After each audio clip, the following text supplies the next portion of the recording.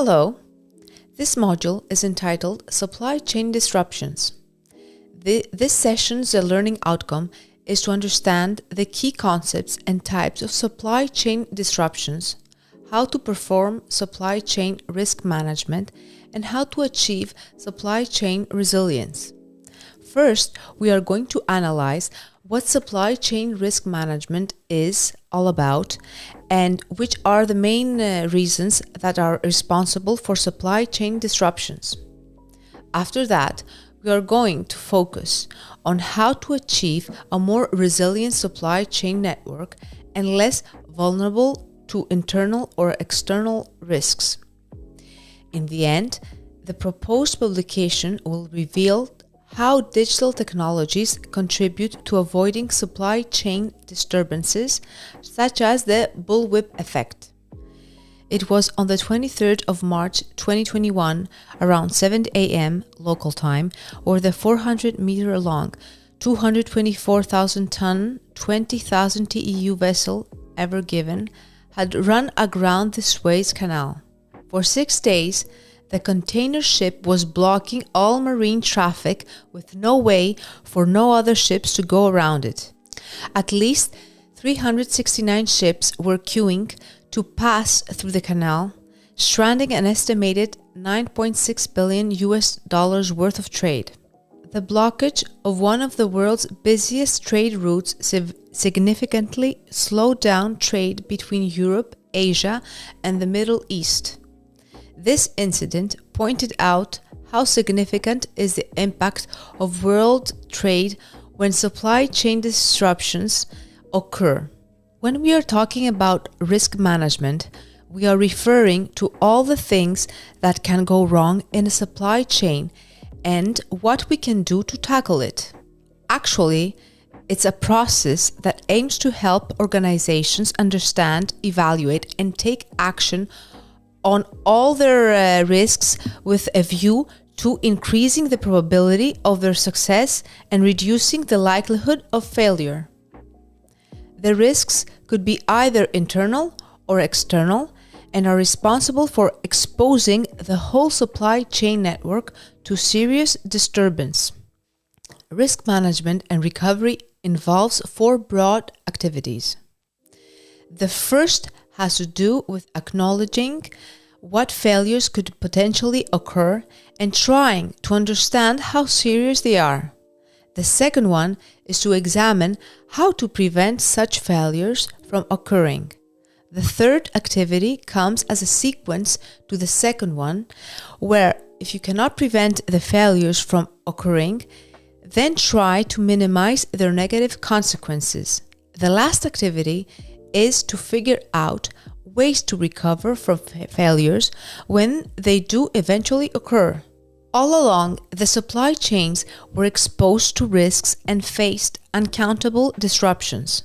Despite today's financial growth and the evolution of technology, modern supply chains are more vulnerable than ever to common risks. How is that happening? The first reason is that several business models are focusing on achieving efficiency rather than effectiveness. Although this perspective is not at all wrong, it may lead to some disturbances in the supply chain. For example, in the logistics industry, a common way to reduce cost is inventory reduction, which is achieved through just-in-time practices. Even though these practices have numerous advantages for cost reduction and originating stability in market conditions, they may become less viable to volatility of demand increases. In today's business environment, the challenge is to combine lean practices with an agile response. In other words, the key is to be efficient and effective at the same time. Another issue that brings supply chain vulnerability is the globalization of supply chains.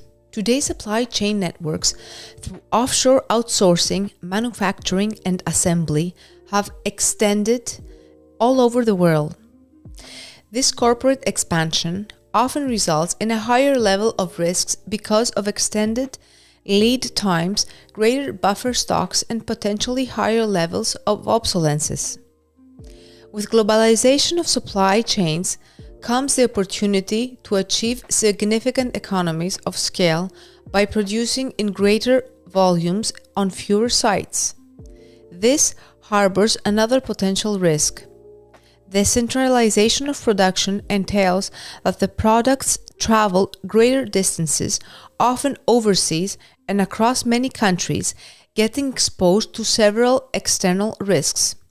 At the same time, due to the large quantity of production, the flexibility in production decreases dramatically. Outsourcing, by default, is an activity that exposes a corporation to several risks. Either a company outsources its distribution activities, its accounting, or its information systems, not only endangers the loss of control of these activities, but also risks the outcome's quality standards. It is very important for the company, when outsourcing, to be aware of its supply base. Which leads us to the last occasion where the reduction of the supplier base may lead to supply chain vulnerability. In one hand, having a single source could benefit a corporation due to a better strategic alignment with the supplier. On the other hand, the corporation is fully relied to its supplier's performance. If the supplier fails to deliver on time, then the company will have to take on the consequences. As we have already mentioned, there are several categories of risks that supply chains are exposed to. Some of those risks occur on a domestic level, while some others are more global in nature. For example, geopolitical events, natural disasters, or epidemics are various risks that global companies are facing because they interrupt the production line, causing lack of inventory or distribution. That is exactly what happened with several industries when the Ever Given blocked the Suez Canal, in the example we described earlier. These types of risks are referred to as the unknown unknown, a term that was first introduced by former USA Secretary of Defense Donald Rumsfeld, and several academics restated because these risks are associated with scenarios where it is difficult to quantify the likelihood of occurrence. However, there are some types of risks that, even though we cannot accurately predict when and where they might occur, we can somehow quantify them using, for example, a firm's historical data. Such risks could be the mean time between a machine failure or a supplier's lead time performance and are referred to as known unknown. Another classification of risks could be the level of control. Due to their nature, the unknown unknown risks are difficult to control, while, on the other hand, the known unknown risks tend to be more controllable. What is important in risk management is to identify the potential sources of risk. Additionally, it is crucial to assess not only the potential cause of failure, but also the impact that it may have on the entire supply chain. Although there are several classifications concerning the main sources of risks, all of them are focusing on the root cause of the problem. The first one, and most common, is the supply risk. When we are talking about supply risk, we are referring to how vulnerable is a company to disruptions in supply. In a more detailed perspective, a supply failure is about failing in timing or the quality of goods and services delivered into an operation process. A characteristic example is when suppliers delivering faulty or wrong components or a disruption to power supplies. Since today's businesses outsource most of their production, they are ending up relying almost exclusively on their supplier performance.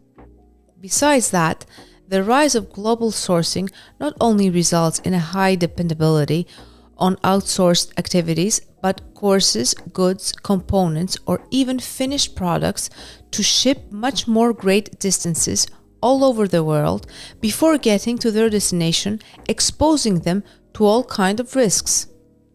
Another interpretation of supply risk could be when the inventory level across the supply chain is far less than optimum, which results in supply chain interruptions.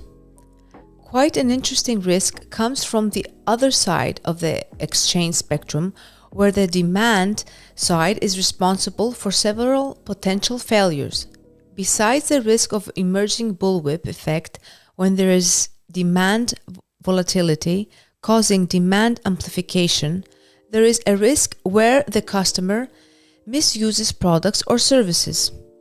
For example, an EPR system might have been well designed with accurate configuration concerning the company's needs, yet the user could treat it in such a way that it causes it to fail, producing invalid and inaccurate results.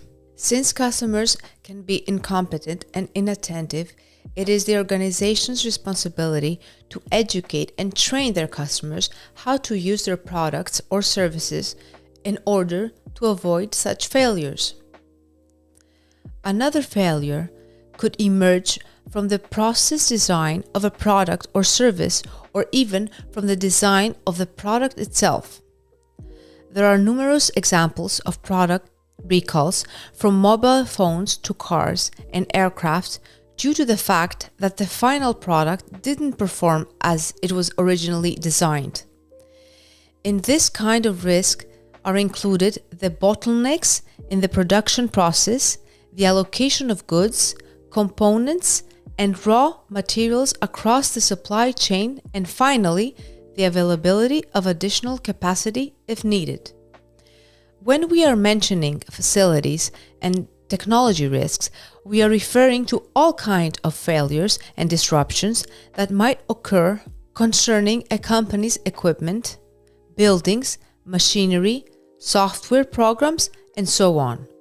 The failure might be only partial, or there could be a total breakdown. For example, there could be a machine malfunction where the repairing procedure could take a few hours before it returns to a fully operation mode, whether it could be a total breakdown and cease of the production procedure for days if the malfunction is much more severe and the machine needs to get replaced. It is worth mentioning cyber attacks as a contemporary threat for today's businesses due to advanced technology and the evolution of digital processes. If a company experiences a technological failure over its IT systems, then automatically is exposed to cyber threats. This is why cybersecurity is an amplified concern of today's top managers, where they must take into consideration the increased connectivity among the company's internal employees, business partners, and customers by virtue of information sharing and working from home. A serious source of risk is the environment. Talking about the environmental risk, we are referring to all supply chains' external causes of failure. An environmental disruption could be, among others, a trade war, a political upheaval, theft, a fire, sabotage, or a weather-related disruption. Even though many of these external events could not be forecastable, it is critical to assess their impact. Managing risk and setting the basis for recovery are fundamental tasks for any organization. Besides trying to track down the main source of risk or failure, it is equally important to figure out how did a failure occur and all the reasons that made it happen.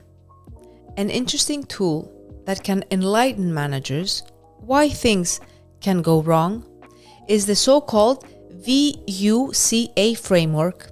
This framework, which comes as an acronym for volatility, uncertainty, complexity, And ambiguity is originated from US military to describe the turbulence, the unpredictability, and the instability that the armed forces confront when operating in the field.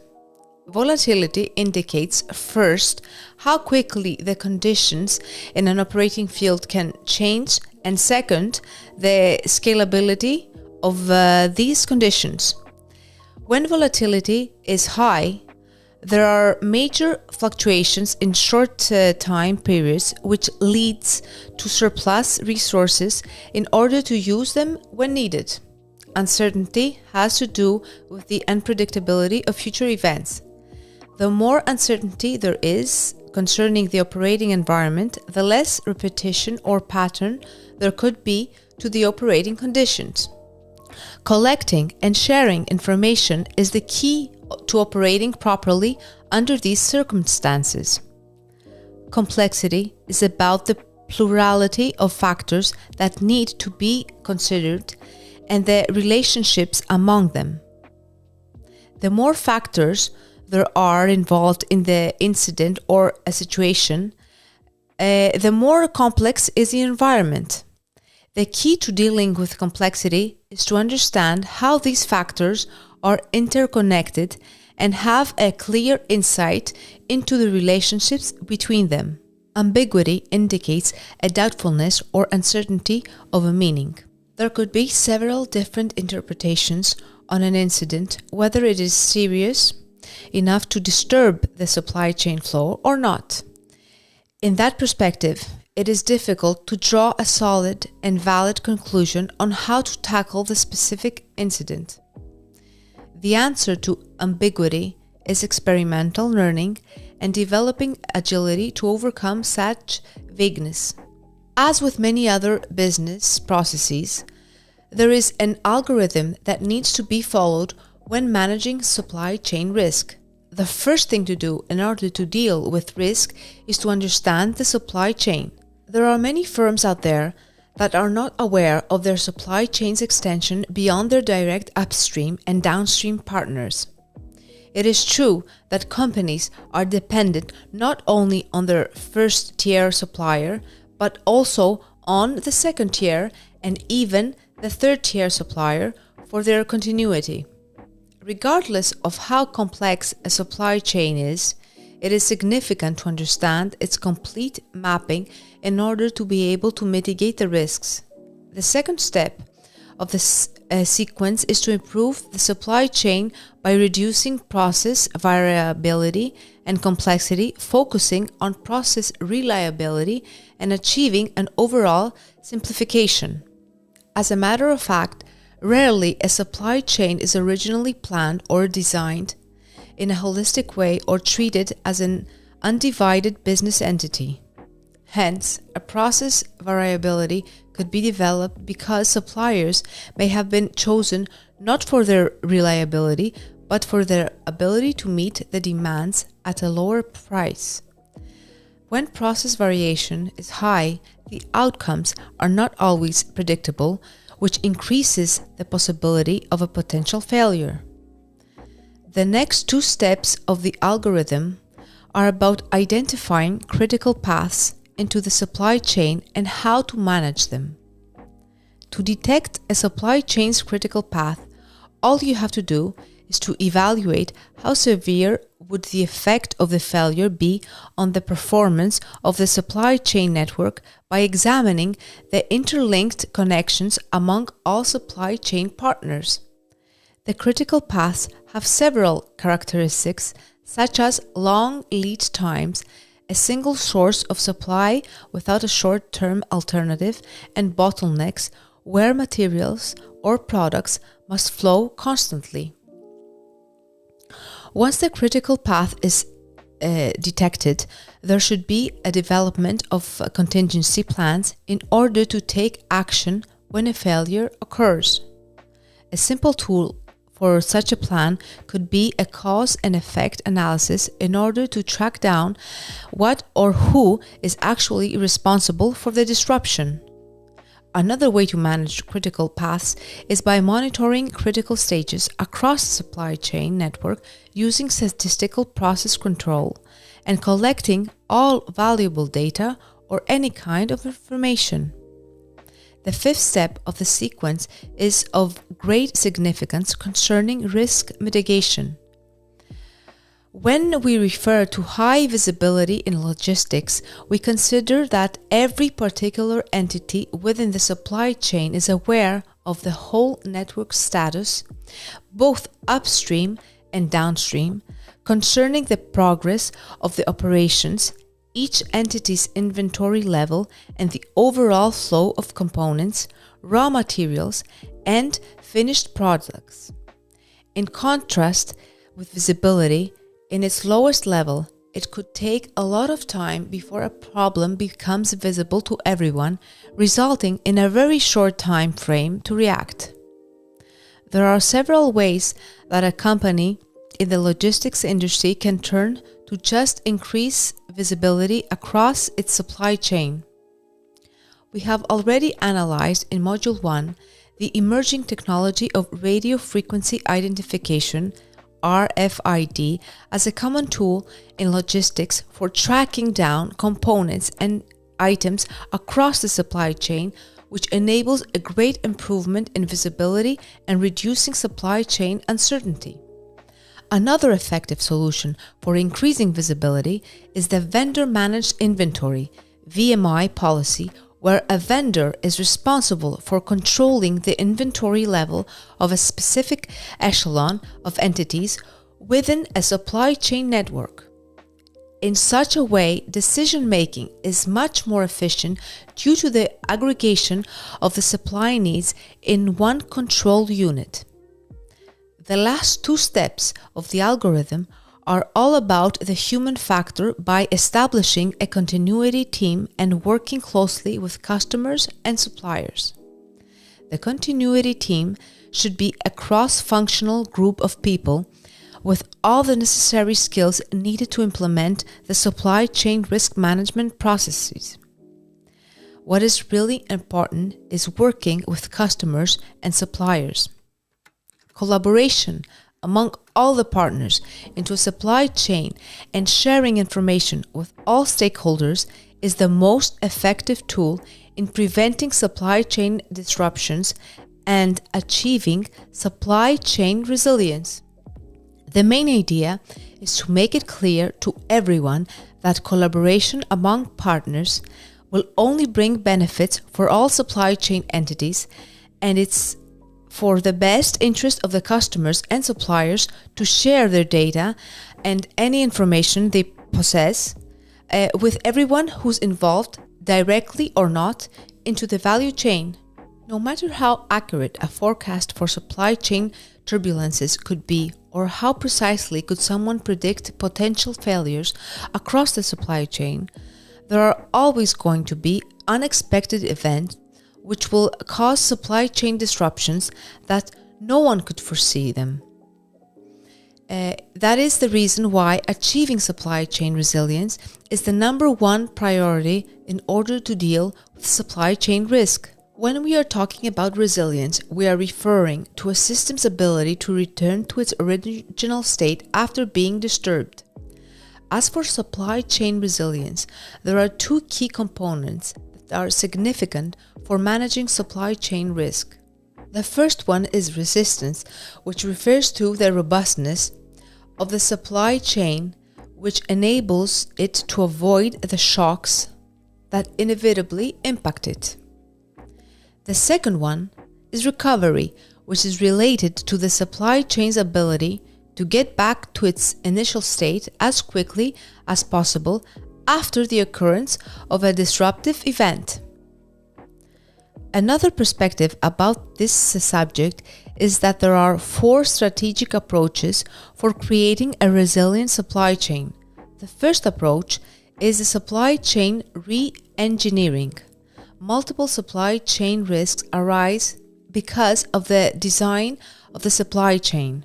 There could be decisions such as centralization of production or outsourcing cost-intensive operations in order to achieve cost reduction, but these decisions could have an adverse effect on the risk profile of the business. As we have already mentioned, a company's dependency on a single source of supply jeopardizes its dependability.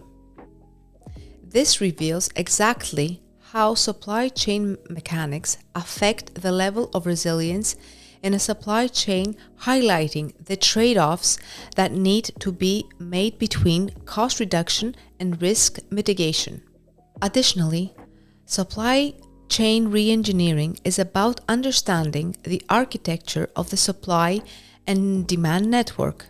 This task is about mapping in detail the whole network to detect vulnerabilities such as bottlenecks and pinch points, and to identify opportunities for re-engineering the design of the supply chain in order to remove unnecessary complexity.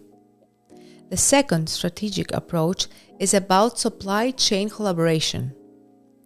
Since there are numerous interdependencies between the supply chain members, creating a collaborative environment is critical for creating resilience.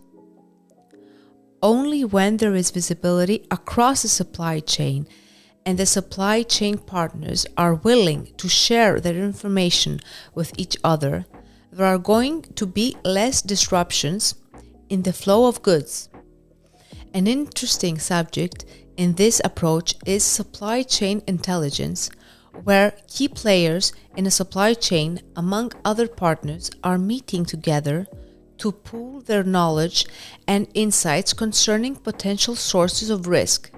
In such a way, there is a facilitation for reviewing risk profiles for all supply chain entities and settling risk mitigation strategies. The third strategic approach is about building a supply chain risk management culture. When a supply chain disruption occurs, it impacts all business entities that participate in the supply network. For this reason, it is important that top management acknowledge the need to provide leadership in supply chain risk management. There are several actions that need to be taken in order to develop a risk management culture all over the supply chain partners.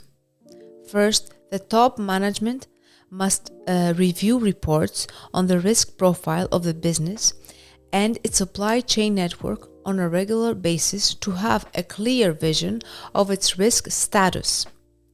Another action, as we have already mentioned, is the establishment of continuity teams, which will have the responsibility not only to conduct contingency plans, but also to engage with all levels of the business and the supply chain network and make it clear that supply chain risk mitigation is everyone's responsibility.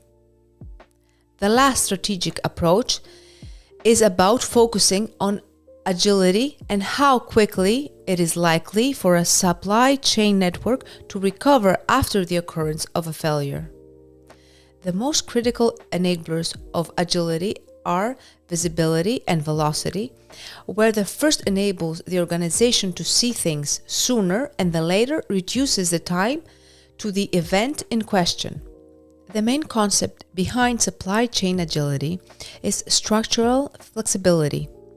Due to the fact that traditional supply chains are quite stiff and rigid, where primary decisions have locked the company into a structure or arrangements that are very hard to change, structural flexibility will enhance unlocking the company, providing more options to deal with supply chain risks. We have already discussed how to achieve supply chain resilience in order to manage supply chain risk and what you must do to deal with supply chain failures.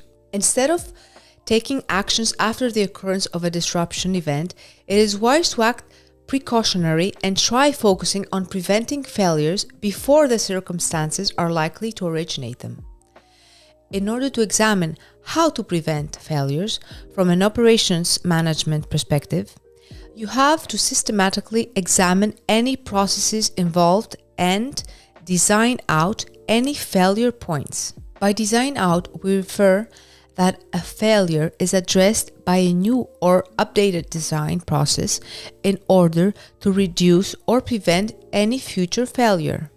A common approach to prevent failure is building redundancy into a process. It is a classic procedure of having backups by keeping extra components, probably all over the supply chain network, in case of a failure. Of course, such an approach is cost-intensive, and it is generally used when the impact of the breakdown is critical. A characteristic example of redundancy in the medical industry is the auxiliary systems that hospitals have in case of an emergency, or the backup staff held in reserve in case someone does not turn up for work.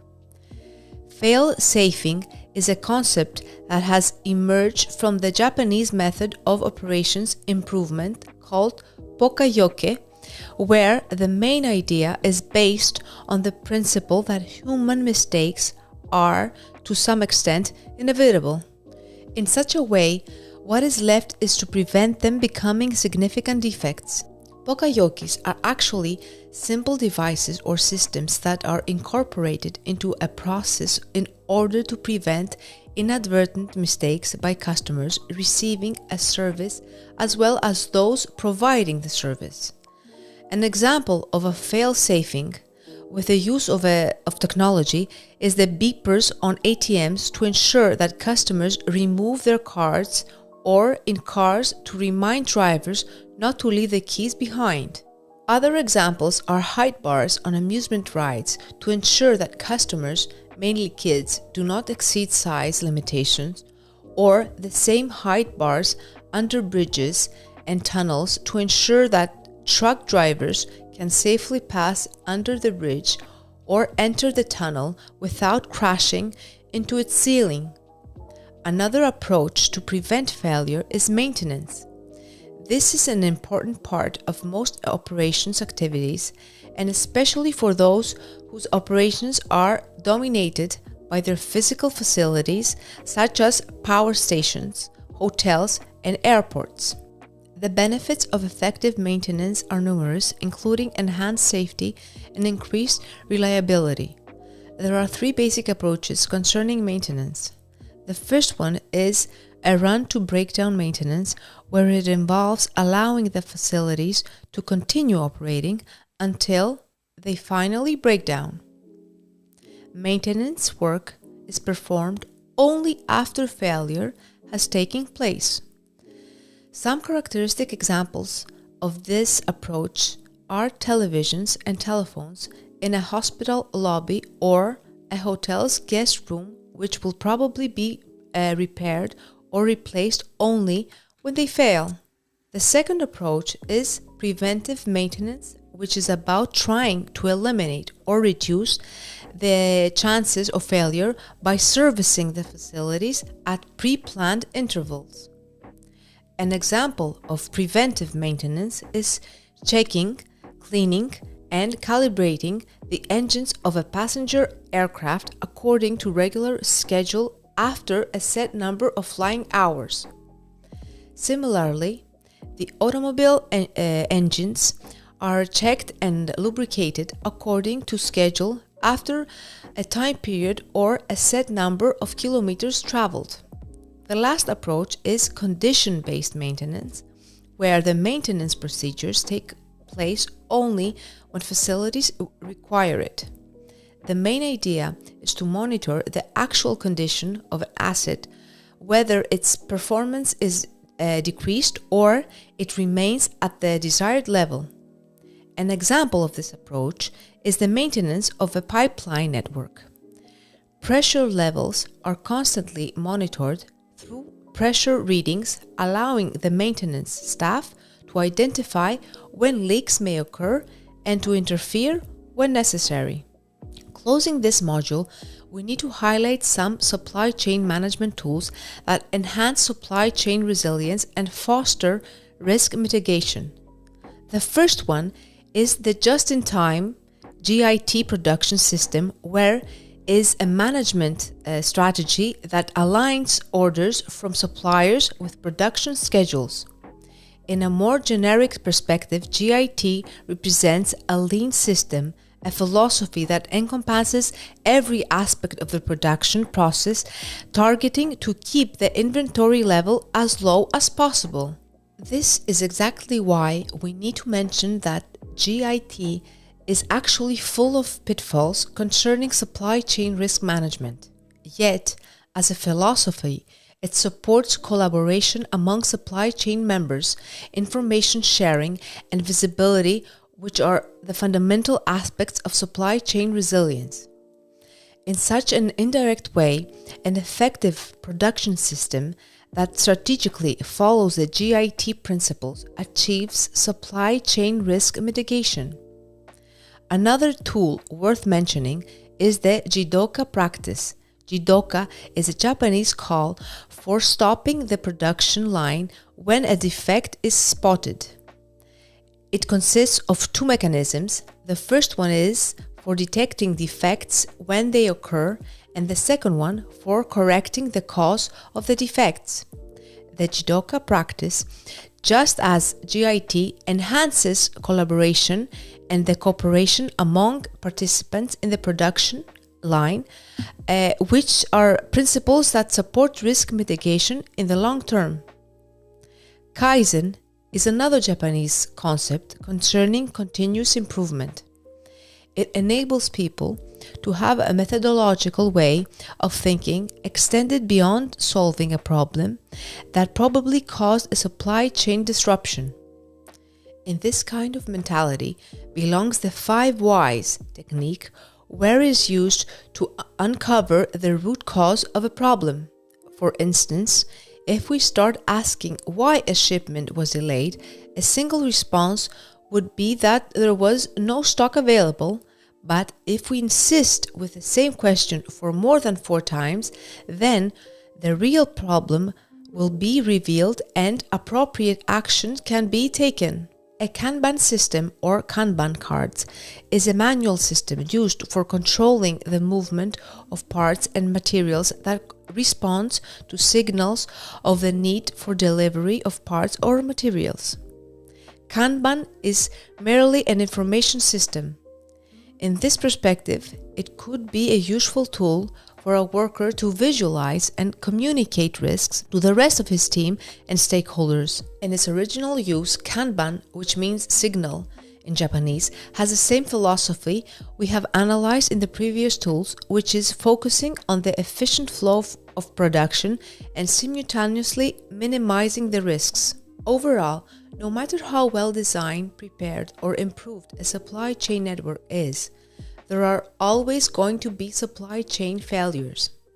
The key to dealing with all these risks is building and investing in a resilient supply chain.